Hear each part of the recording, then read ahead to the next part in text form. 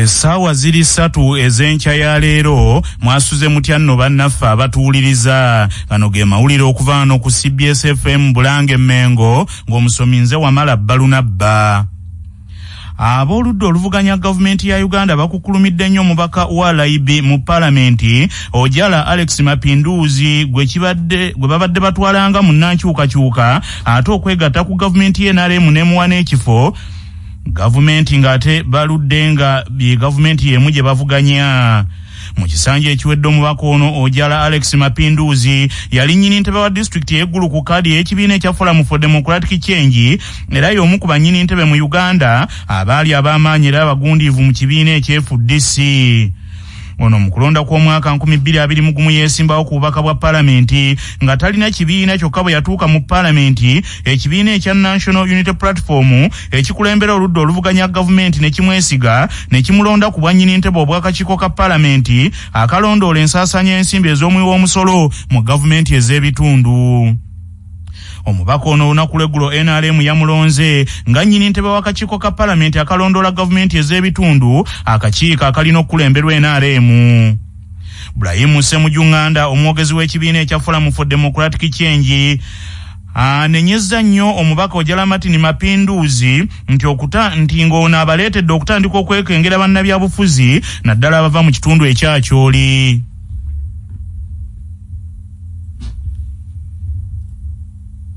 So there are a number of initiatives.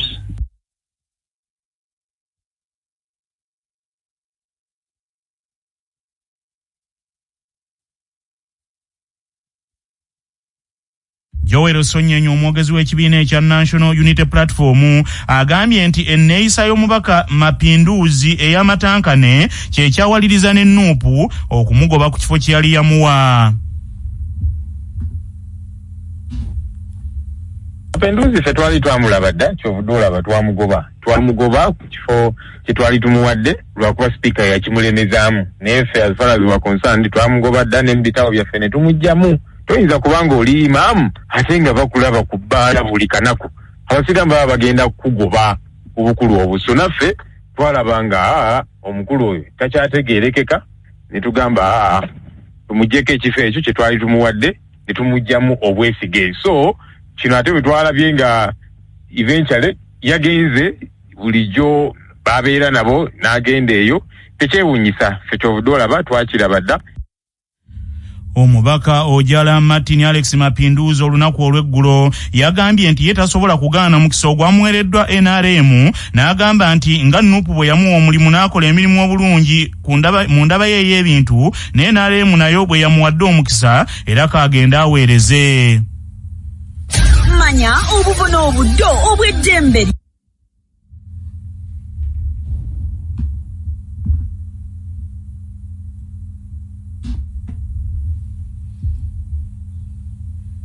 I was appointed by Nuupu. Now that NRM designated me, why are you concerned? Do you have a problem with NRM? I have a relationship with this country. This is my country.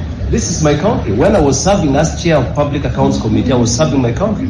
Accountable not to Nuupu, but to Parliament of Uganda. Even this new position that I have been assigned to take over, I will be accountable to Parliament of Uganda.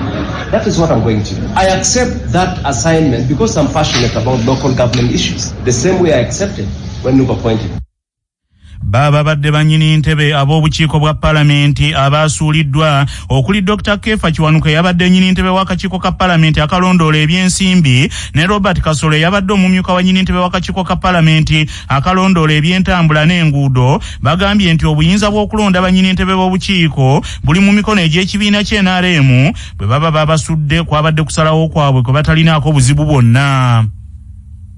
Nga komiti tubadde ne unity era tutambudde bulungi kati eyo y'entanda gyagenda okusikira sobidde nti tebijja mugendera bubi bamemba bajja kubanga bakolagana bulungi naye kusobola okutuukiriza emirimu palamenti gyenebe batumye. Nsaavinze emyaka 7 mbaddeko okumala ekiseera kiwanvu nnyo ate nga bamembers bangi buli memba ayagala okusaavingako. Tewali buzibu reshuffle zikolebwa bwe zityo awatali mutawaana gwonna. Komiti bagikyusa buli mwaka ate omala okuweereza be balina okulaba oba bakongerayo oba tebakola ki oba tebakongerayo naye kirungi nti obuzibu tuwavuddewo nti oba tubadde tukola bubi oba tukoze bubi ekyo tikiriyo abaze saasaba naye era bamanyi komiti nga bamanyi nti mukulembeze katoddamu okusaba oba osaba ki. Ssaabasajja Kabaka empologoma ya Buganda Sseggwanga Kimera Frederick Ronald Muwenda Mutebi owookubiri asiimye abalimisa be bonna mu masaza ge 18 baweebwe entambula ya pikipiki kapyata okubanguyiza emirimu gye mu balimi bonna okwetooloola Obwakabaka bw'alamula. Enteekateeka eno ey'ekiragiro kya Kabaka ku nsonga eno esiddwa mu nkola Katikkiro wa Buganda Oweekitiibwa Charles Peter Mayiga era pikipiki zino zikwasiddwa abalimisa 18 abakulu ku ssomero lya St. Peter's Church of Uganda Mateete mu ssaza lya Kabaka Mawogola. Katikkiro mu kulambula abalimi b'emmwanyi wamu n'okwekenneenya okuteeka omutindo ku mmwanyi agambye nti abalimisa bano baakugatta ettaffaali ku nkulaakulana y'Obwakabaka era n'abasaba okukwata obulungi pikipiki zino Kabaka z'abawadde. Kabaka ayagala mu abalimi emmwanyi muzifunemu ekisinga okuba ekinene kyavudde awo abasajja baabo pikipiki ezo omulimu gwongera okunyirira.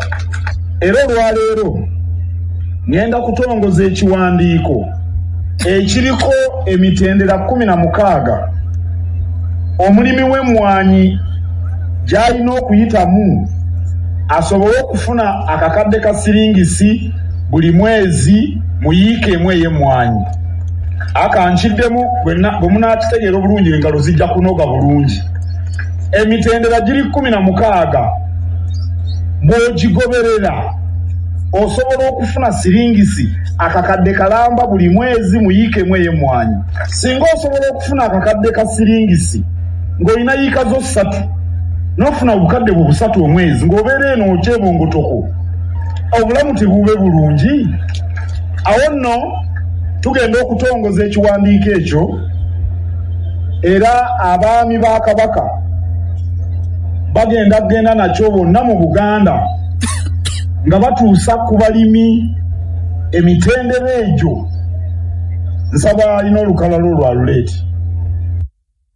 Katikkiro Mayiga ajjukizza abantu ba Ssaabasajja Kabaka mu ssaza Mawogola okukozesa ettaka lye balina erikyali eppya balirimireko emmwanyi bejje mu bwavu era mu ngeri y'emu n'abasaba obuteerabira na kulima mmere.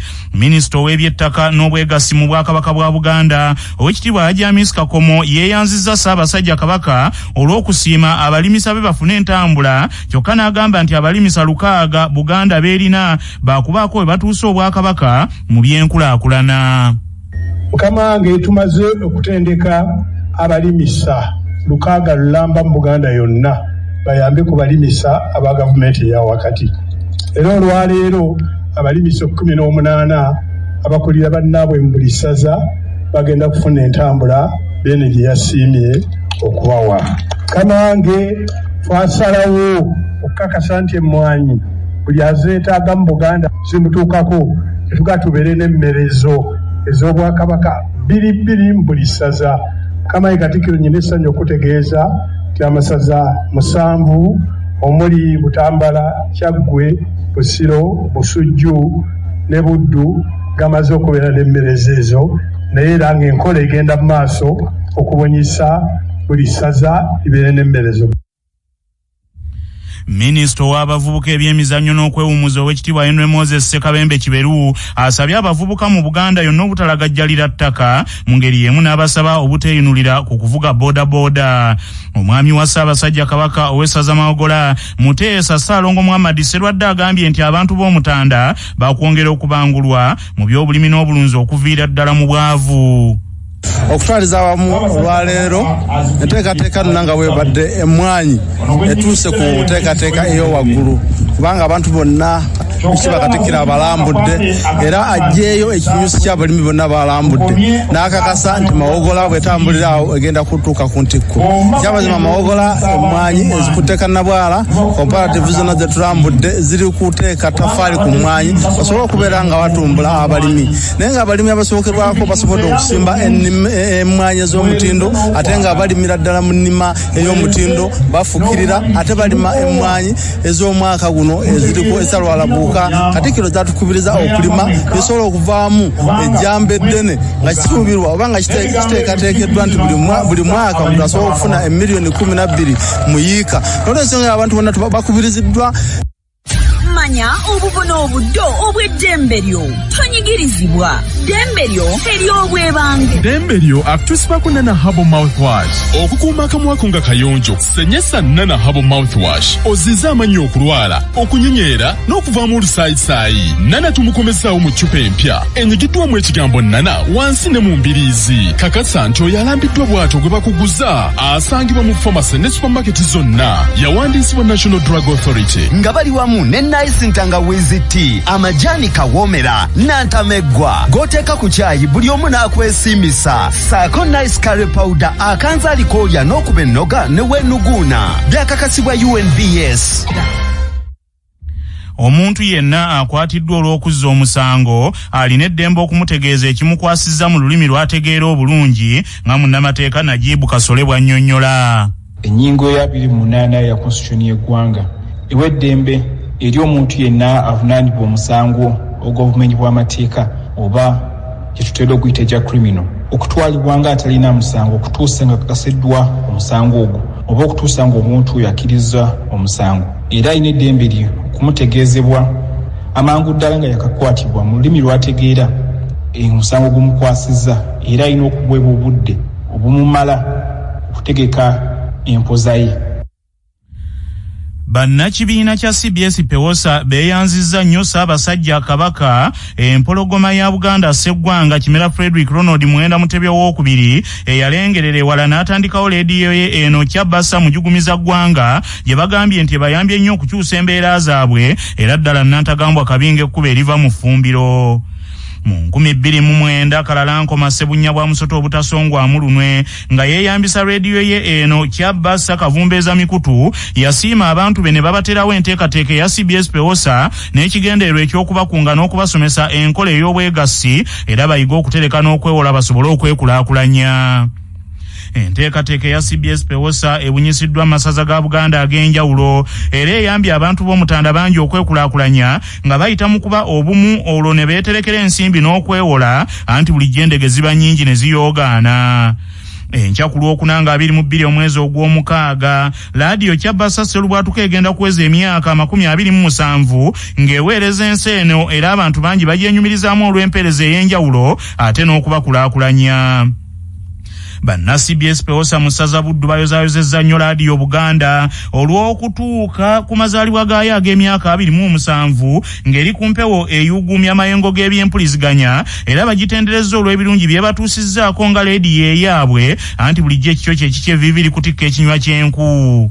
Kayungirizi w'ebibiina bya CBS Pewosa mu bbendobendo ly'e Masaka Kasujja baako kyoyiga kinogaanyizza nti laadiyo Kyabasa ensajja yakwata ku mitima gy'abantu era batambulira wamu nayo. Twebaza Ssaabasajja Kabaka olw'otuleetera CBS radio yakwata ku mitima gy'abantu. Twebaza maaso moogi wateesa bulungi n'otuleetera radio eri enkulaakulana. Omuntu n'abeera ng'awuliriza radio ng'ayina ebirala byayongerako kuba radio ezimu zaakubanga ndongo nga baagala nga balowooza nti abantu baagala okuwulira. Ffe nga wano Buddu twebaza enkola ya CBS Pewosa kubanga tugenda okutunulira ng'emirimu emingi egigabiddwa, emirimu emingi egifuniddwa bannabuddu nga abateresi okubeera nga baddukanya ekittava ekyo Ssaabasajja batukola bulungi.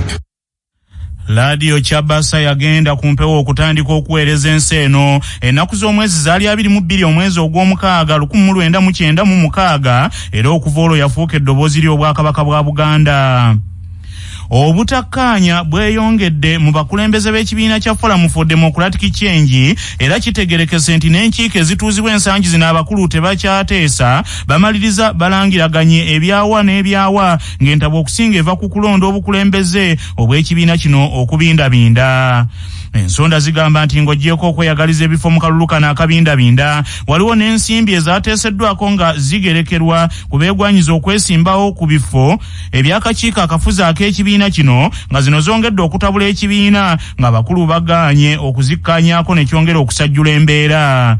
Entalo zino ziri wakati w'omukulembeze w'ekibiina kino eky'FDC Engineer Patrick Amulyati Oboyi saako ssabawandiisi w'ekibiina kino Nathan Nandala Mafaabi ate nga bano be batambulirako ensonga z'ekibiina.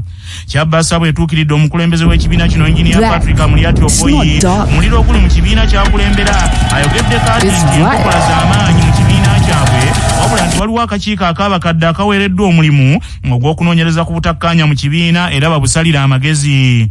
Ono agambye nti akakiiko kano obudde bwonna kagenda kufulumya alipoota yaako balabe obutakkaanya buno kwe bwava mu buyinza okuleetera ekibiina kino okwekutulamu. So there are a number of initiatives that we are undertaking to try to bring a resolution of the conflict within the party. I was asked to appoint a number of elders to interrogate the challenges in the party, what is causing disunity within the party, and to make recommendations on that. And so the Council of Elders is chaired by Dr. Frank Nabuiso, has almost finished its work, and their report is at its final stages of being written. After this report is written, we will be having a national council in about 5 weeks. Ensonda zigamba nti abamu ku bakulu mu kibiina kino ekya Forum for Democratic Change tebakyayagala na kulabagana maaso ku maaso ne bakulu bannaabwe. Obulamu bwe bugagga kutuusibwako Amref Health Africa. Dr. Robert Sebunya omukugu mu ndwadde ez'emitwe annyonnyola ekivaako obulwadde bw'omutwe mu baana abato. Dr. Robert Sebunya tujja kumubatuusaako.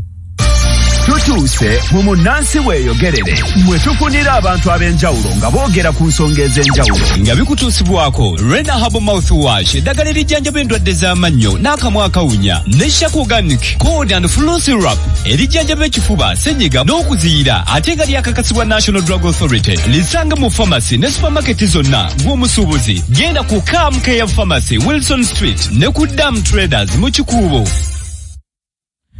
Laadiyo ya Ssaabasajja Kabaka Kyabassa mujugumiza ggwanga olunaku olw'enkya lwegenda okweza emyaka 27 ng'ejojo by'emikutu gy'ebyempuliziganya okuva lwe yatandikibwawo ng'ennaku z'omwezi 22 omwezi ogw'omukaaga 1996 n'egenda ku mpewo n'etandika okubuukula. Mu kanyomero kaffe kano akamunnansi weeyogerere tukuleetedde emboozi ezikyasinze okubakwata omugamba mu mawulire gaffe mu myaka gino 27 leediyo ya Kabaka Kyabassa gy'emaze ku mpewo era abateesa abayise ku kibanja kyaffe ekya Facebook CBS FM mutuwadde emboozi zino. Kavuma Alex ogambye nti eggulire Ssaabasajja Kabaka ng'asaba alipoota ku bantu abaatemulwa mu kwekalakaasa okwaliwo nga bakutte Bobi Wine mu 2020 nziri erikyasinze okunkolera. Munnamasaka Timo Makanika Ekatooke ogambye nti mu butuufu amawulire mangi nnyo naye agankwata omugamba ge g'okugaana okufuula Masaka ekibuga eky'ettuluba erya City Ssaabasajja Kabaka n'avaayo n'awuluguma olwo ne kifuulibwa City. Kibuule Lemmy ogambye nti eggulire nga Nakyambadde agamba ababbi bakidda walume mbu kamala okunaaba nzije nasekanga bwenkaaba engeri ate gy'oteesa n'ababbi. Israeli Fashion ogambye nti eggulire eryasomwa nga CBS yakaddizibwako ku mpewo mu 2010 oluvannyuma lwa 13 nze lyankolera nnyo. Mwanje Brian ogambye nti olunaku lwe baleeta Honorable Kagabo owa Bukoto South nga bamubuuza gye yajja ssente ze yazunza mu palamenti siriryerabira mu katundu kaffe nze nga bwe ndaba. Mulangira Jjunju ogambye nti emboozi ya Lumbuye mbu gavumenti yawana emukomyawo bannange ensi yonna yali ku bunkenke. Lukwago Lawrence ogambye nti Katikkiro lwe yagamba nti nga batuwadde Federo musigansimbi ayiwaatya ettaka mu lutobazi mpozi nga mayiga seddira mutima. Kasujja Steven ogambye nti olunaku CBS lwe yagamba nti bannayuganda mwekaabire obudde buzze ku bunnaabwo Uganda esiddwa ku muggalo mu 2020. Mutebi Michael gambye nti nze nyumirwa nnyo akatundu aka nze nga bwe ndaba akabeera wakati mu mawulire ku ssaawa 3 buli Mande na buli Lwakutaano. Erikso Kasambya ogambye nti amawulire g'obubbi bw'amabaati nze gannyumira nnyo. Mayanja Dorothy ogambye nti buli ggulire ery'amazaalibwa ga Kabaka linkolera nnyo.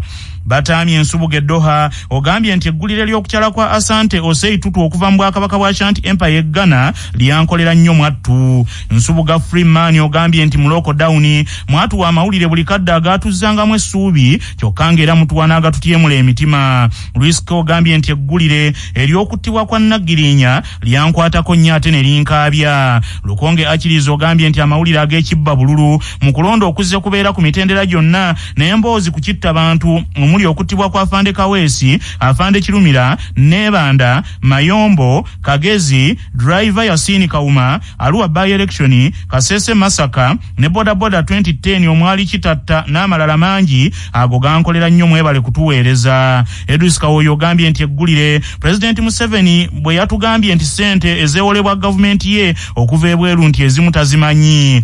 Talemwa Elvis ogambye nti amawulire ag'okusibwa kwa Bobi Wine. Kikabu Abdu ogambye nti eggulire omugenzi Kasirye Gwanga lwe yayokya tractor mu katundu kafaka nze nga bwe ndaba. Kabusu Robert ogambye nti eggulire ery'okukwatibwa kwa General Kale Kaihura. Lubega John ogambye nti mu munnansi weyogerere mutuyamba nnyo kubanga twogera ensonga ezituluma mwebale. Buyondo Kevin ogambye nti emboozi ey'ebikonde ebyanyooka mu palamenti ku nsonga za togikwatako. Abateesa abalala gamba nga Amidu Kibirige, Dungu Raymond, Davis Kayabula, Serwajja Habati, Jalia Mugerwa, Salim Musa, Maria Munachide, Nakauchi Patricia, Kalibala Senior, Sebuuma Isaka, Katulamu Patrick n'abalala nammwe endowooza zammwe tuzirabye mwebale nnyo. Abateesa abalala bayise ku WhatsApp ku 0703 275 258 mu amawulire agasinga okubakwata omugamba mugoogedde muti. Mboozi ezisaasinze okunkwata omubabiro teri mboozi yali enkutte mu babiro nga olunaku lwe baayokya Amasiro. Emboozi yatukanga era yatukuba wala. Kansala Tubbi Mutumba Michael Tenga Sub-County. CBS mwebale kuweereza nenze nje kyesinza kwerabira n'emboozi yanyumiranga ennyo wamala Barunaba ng'akeera tuweereza ebibadde Libya nga Gaddafi agenda banayisera kya Gaddafi yagasomanga kanomwama Eliminyalo awangalisa abasajja Kabaka. Nsubuga Saidi Mugombola y'amaanyi mu ssaza ya Ssaabasajja Kabaka ery'Obusujju. Nze emyaka 27 eggulire eryasinga okunkwata omubabiro liri abakongo ba Ssaabasajja Kabaka ab'Emmengo bwe baakwatibwa. Charles Peter Mayiga, Betty Nambooze ne Medad Lubega Segona bawambibwa ne batwalibwa. Ggulire lyankwata nnyo mu mabiro nga Betty Nambooze anyuma baabayisa emityana nga balinga babasibye kantununu paka ne babatwala Emmanga. Nze nabadde ntiisa bwe nti Radio CBS njagala nnyo amawulire ga ssaawa 3 nankadongokamu ku Sunday nze nsigadde ndi Alihonabos. Erinnya musajja wa Kabaka Kyagulanyi Morris eggulire eryasinga okunkwata omubabiro ku CBS ng'erisomye na buli lunaku CBS lwe yalangirira nti mu Uganda bagambye mulimu COVID-19 eggulire lyankwatako nnyo. Amawulire g'ebyemizannyo mu mawulire gaffe agakya Basafama gakutuusibwako Modern Tea, amajani agajjudde obuwoomi n'eddekende nga buli anywedde ku caayi waago asigala agatendereza. Modern Tea gali mu bika omuli aga vanilla, ntangawizi n'ekisubi era gasanga mu maduuka ne supamaketi zonna. Modern Tea, your best choice, nga bali wamu ne pikipiki TVS HLX CC 125 epakasa era gyeyune okuva mu Yuvraj ebbanda. Nga laadiyo y'omutanda Kyabasa ejaguza nga bwewezezza emyaka 27 ng'eweereza abantu ba Ssaabasajja Kabaka Obuganda bugitenderezza olw'omulimu amakula gwekoze okusitula ebyemizannyo mu Bwakabaka buno.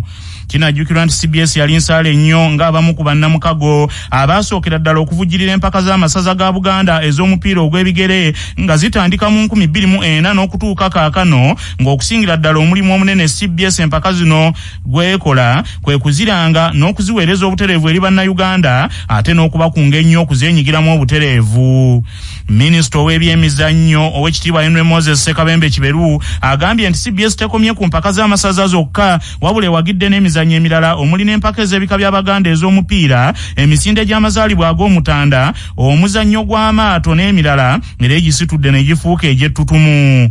Oweekitiibwa Ssekabembe Kiberu yeebazizza obukulembeze bwa leediyo ya Kabaka eno olw'enteekateeka ze bukoze okulaba nga leediyo eno ekuumirwa ku ntikko, era n'abasaba obutaddiriza bagende mu maaso n'okuwagira emizannyo egy'Obwakabaka okwongera okuginnyikiza mu bantu. Ensi, eggwanga oba Obwakabaka nga buno obwaffe nga tebuyina mpuliziganya naddala rediyo olutalo lw'okwekulaakulanya mu nteekateeka zonna ezooleka obugunjufu n'okugenda maaso, olutabaalo olwo lukaluba nnyo. Ffe nga bannabyamizannyo tubeebazaamu mu ngeri ey'enjawulo. Emisinde gyaffe mu bunabyalo n'ebirala byonna tusobodde okubipika okubituusa ku bantu ba Ssaabasajja Kabaka olw'okuba tubadde ne rediyo eyaffe. Mukolere enteekateeka nnyingi zitukoze ez'abavubuka, oboolero tezasobodde kutuuka ku bavubuka baffe naye lwakuba nti tulina rediyo yaffe. Bannaffe tubayozaayoza. Ayi Ssaabasajja Kabaka tweyanzege CBS mwebale nnyo. Naye nga bwe tujaguza kiba kirungi nnyo bw'ojaguza ate okola enteekateeka endera ez'emyaka 27. Mu mbeera eno y'emu n'omwaka guno laadiyo ya Kabaka eno Kyabasa mujugumiza ggwanga egenda kuweereza butereevu empaka z'amasaza ga Buganda okuva lwe zinaatandika ku lw'omukaaga luno okutuukira ddala lwe zinaakomekkerezebwa.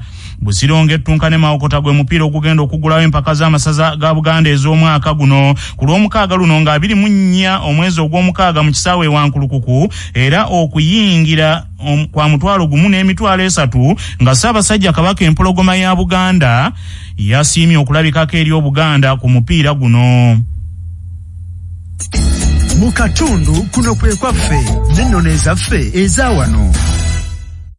Ebigambo byonna Kangave bye yateesanga okukola abaamunyagira omukazi Nakalembeka n'okutta abantu ba Walusi Kalambika yabanga abirabako yali Mandwa, naye ng'era ye Bugomba yasitula n'agenda ewa Kiyanja Kangave gye yali amutumye. Kyokka agenda okutuukayo nga Kalambika Mandwa yawadda Muyinda ne muganda we Kiyanja amagezi ag'okuwona obusungu bwa Kangave n'okuwonya emiriraano gyabwe gyonna okuttibwa, nga Kangave yeesasuza olw'okumubbira omukazi ate n'okutta abantu ba Walusi. Nga tugenda mugebweru soko jjukire bino nga bikutuusibwako Era mu Uganda Limited abakugu mu kutukolera eddagala lyonna lye tweyambisa mu bulunzi bwaffe, ate balina n'abakugu abeebuuzibwako ne batuwa amagezi ge tweyambisa mu bulunzi ku bwereere wonna woogeetaagidde, saako n'ebyuma ebyeyambisibwa mu bulunzi bwaffe bwonna. Olwaleero ennaku z'omwezi ziri 21 omwezi ogw'omukaaga ogwa Ssebaaseka omwaka ogw'2023. Bwe lwali bwe luti mu 2008 gy'emyaka 15 egyakayita kwali kukungubagira eyali nnyini ntebe ow'ekibiina kya Forum for Democratic Change Dr. Sulaiman Kiggundu eyali afiiridde ku myaka egy'obukulu 61.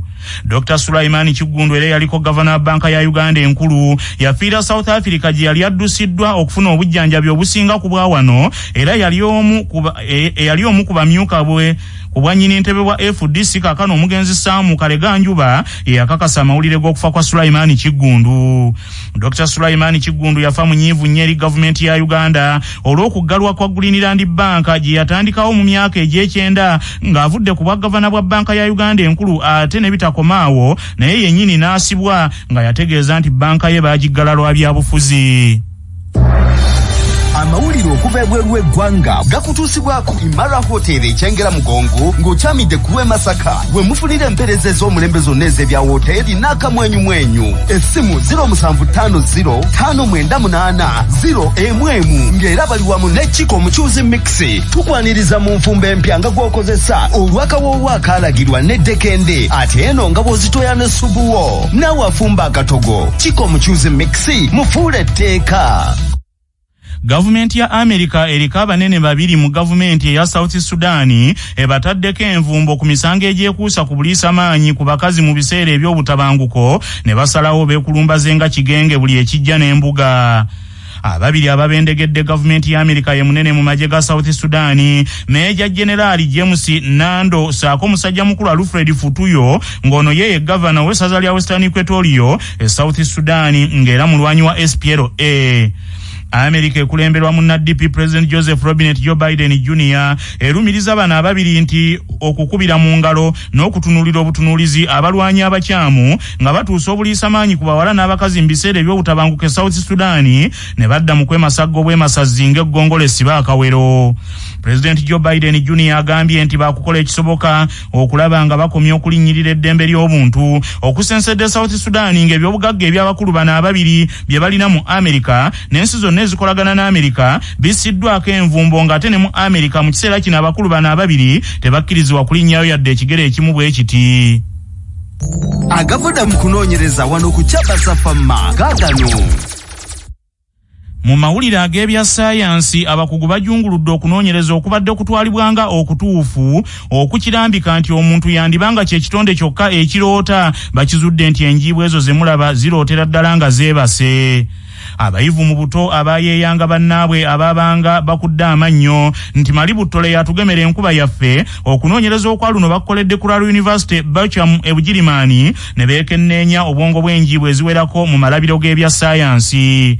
Bakagezi munnyo bakizudde nti enjiibwa bwe zibanga zeebase kaseke kambajjwe ng'amaaso galinga agatunula nti awo we zisinga okufunira ebirooto ebingi ng'ebisinga biba byekuusa ku mbuuka yaazo mu bbanga n'ebiringa ebyo.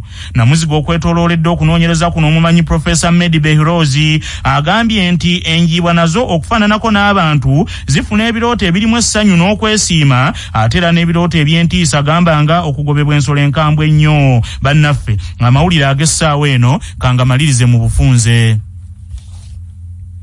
Ssaabasajja Kabaka empologoma ya Buganda Sseggwanga Kimera Frederick Ronald Muwenda Mutebi owookubiri asiimye abalimisa be bonna mu masaza gonna 18 mu Bwakabaka bwe obwa Buganda bwalamula baweebwe entambula ya pikipiki kapyata okubanguyiza emirimu gye mu balimi bonna okwetooloola Obwakabaka era entegeke eno ey'ekiragiro kino essiddwa mu nkola Katikkiro wa Buganda ow'ekitiibwa Charles Peter Mayiga. Pikipiki zino nga zikwasiza abalimisa 18 abakulu ku ssomero lya St. Peter's Church of Uganda Matete mu ssaza lya Beene Mawogola. Aboludde oluvuganya gavumenti bakukulumidde nnyo mubaka wa LIB Ojjala Martin Mapinduzi nga ono babadde bamutwalanga mu nnankyukakyuka nga bamwana obukulu ku ludda lwabwe ate okwegatta ku gavumenti y'NRM gy'amanyidde ddala nti gyabadde bavuganya gavumenti n'emuwa n'ekifo kaakano mu palamenti ya Uganda.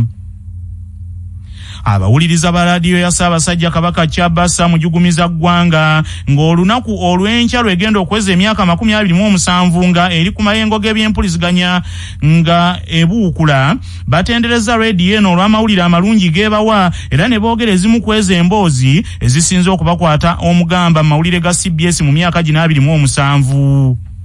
Gavumenti ya Amerika eriko abanene babiri mu gavumenti ya South Sudan bane bataddeko envumbo ku misango egyekuusa ku kukubira mu ngalo obuliisa maanyi ku bakazi mu bitundu ebirimu obutabanguko era ababiri bano okuli Major General mu magye wamu ne Governor w'essaza erimu balagiddwa tebaddamu okulinnya ekigere kyabwe mu Amerika nga n'ebyobugagga byonna bye balina mu Amerika ne mu nsi ezikolagana ne Amerika balangiridde nti babitaddeko envumbo. Bannaffe amawulire ag'essaawa eno bwe gatyo bwe gagenze tova ku laadiyo ey'obujjajja.